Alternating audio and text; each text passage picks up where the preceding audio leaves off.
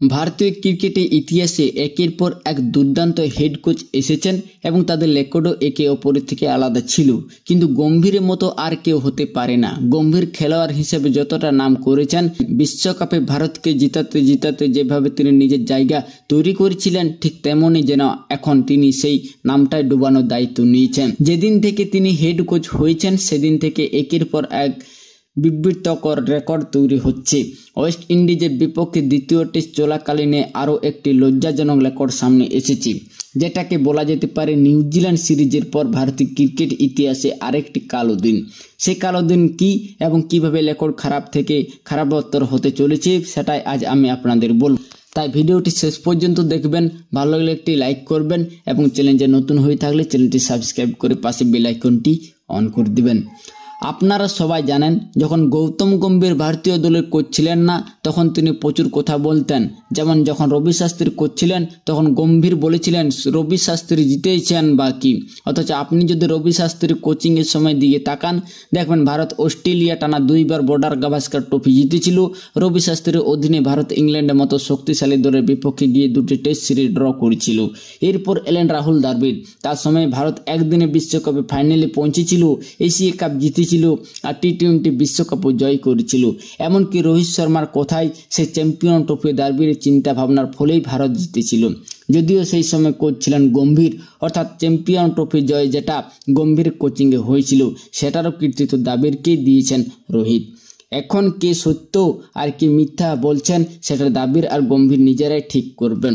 কিন্তু প্রশ্ন হচ্ছে, গম্ভীরের এই কর্মকাণ্ড নিয়ে আপনি কি ভাবছেন? দেখুন, গৌতম গম্ভীর যখন থেকে ভারতীয় দলের কোচ হয়েছেন তখন থেকে দলের ভিতরে কোনো খেলোয়াড়ের নিরাপদ অনুভব করছে না।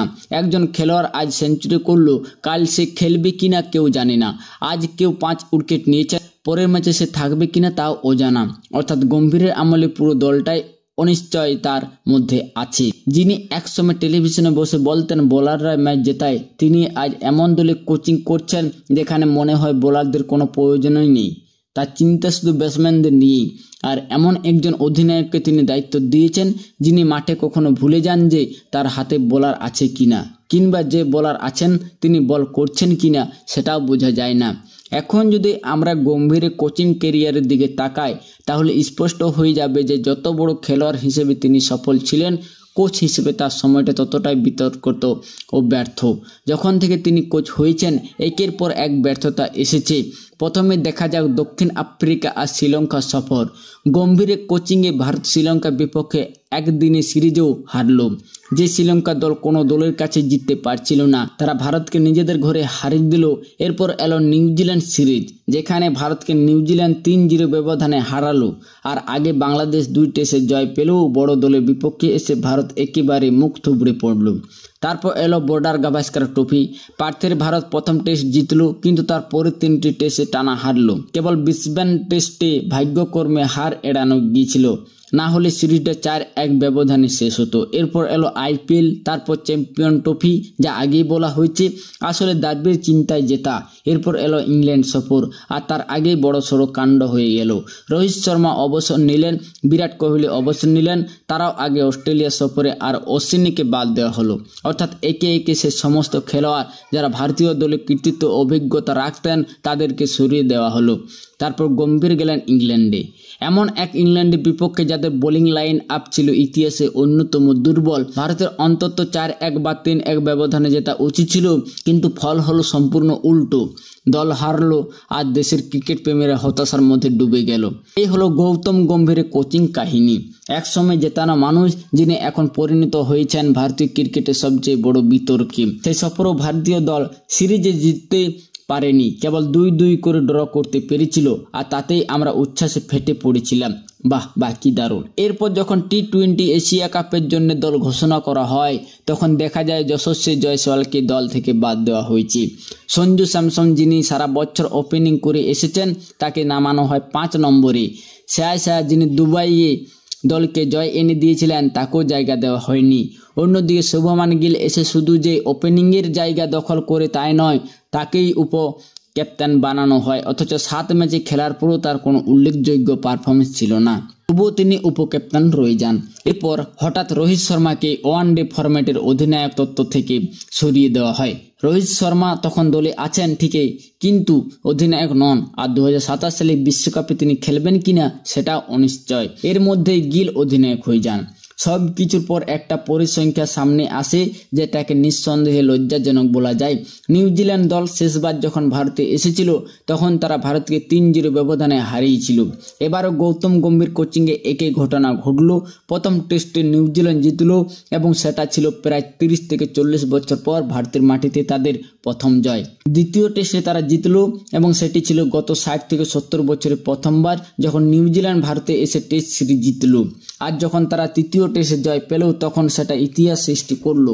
ভারতের 92 বছরের ঘরোয়া ক্রিকেট ইতিহাসে কোনো দলই ভারতকে ঘরের মাঠে কখনো হারাতে পারেনি, কিন্তু নিউজিল্যান্ড সেটাই করে দেখালো। দক্ষিণ আফ্রিকা 2001 মরশুমে ভারতকে 2-0 হারিয়েছিল আর নিউজিল্যান্ড সেই রেকর্ড ভেঙে দিয়েছিল।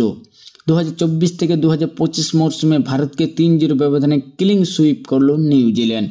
এখন পর্যন্ত যদি গম্ভীরের কোচিংয়ে পাওয়া অর্জনের দিকে তাকান তবে চোখে পড়বে মাত্র 2টি ট্রফি, একটি চ্যাম্পিয়ন ট্রফি এবং একটি এশিয়া কাপ। এশিয়া কাপ তো চলুন ধরা যায় যে নিজেদের প্রচেষ্টায় জিতেছে দল, কিন্তু চ্যাম্পিয়ন ট্রফির কৃতিত্ব রোহিত শর্মা সরাসরি রাহুল দ্রাবিড়কে দিয়েছেন, অর্থাৎ যেখানে গম্ভীরের ভূমিকা ছিল না। এখন দলের নির্বাচন এমন পর্যায়ে পৌঁছেছে যে যেখানে বোঝাই মুশকিল কোন খেলোয়াড় কেন দলে আছে আর কে কেন বাদ পড়েছে।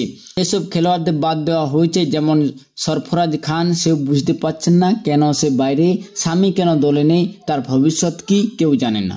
মানে এমন এক অদ্ভুত পরিস্থিতি তৈরি হয়েছে যেখানে কেউ জানে না কে ভিতরে কেন আর কে বাইরে কেন। ওই একই বিশৃঙ্খলা দেখা গেল ওয়েস্ট ইন্ডিজ সিরিজেও।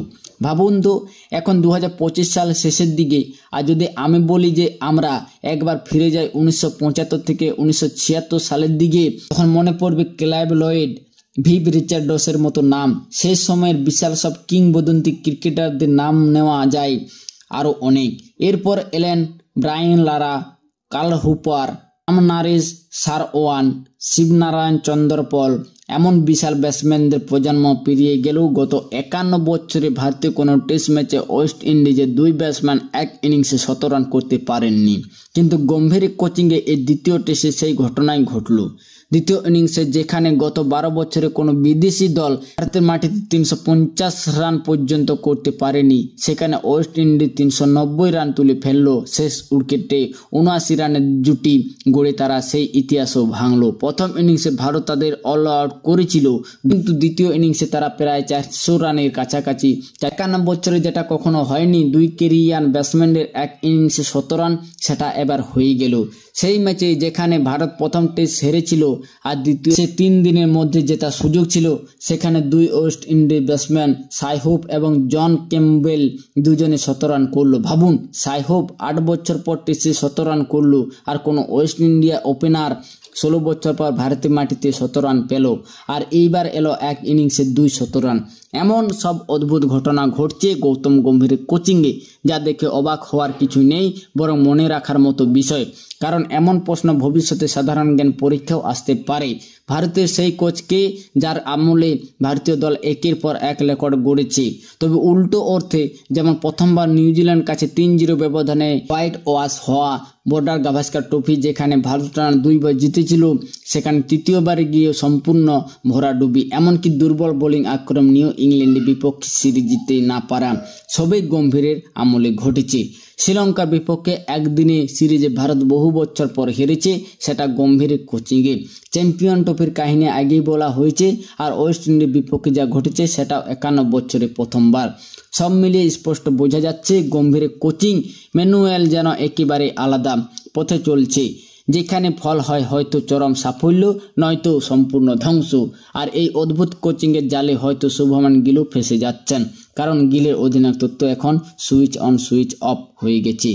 কখন তার জানা থাকে কে তার বোলার, কাকে বল করতে দিতে হবে, সেটা বোঝা যায় না। আপনারা কি মনে করেন গম্ভীর সম্পর্কে, তা মন্তব্য জানাতে পারেন। আর এই যে পরিসংখ্যা আমি বললাম, সেগুলো নিয়ে আপনারা প্রতিক্রিয়া জানাবেন। ভিডিওটি লাইক করুন, আবার দেখা হবে পরের ভিডিও।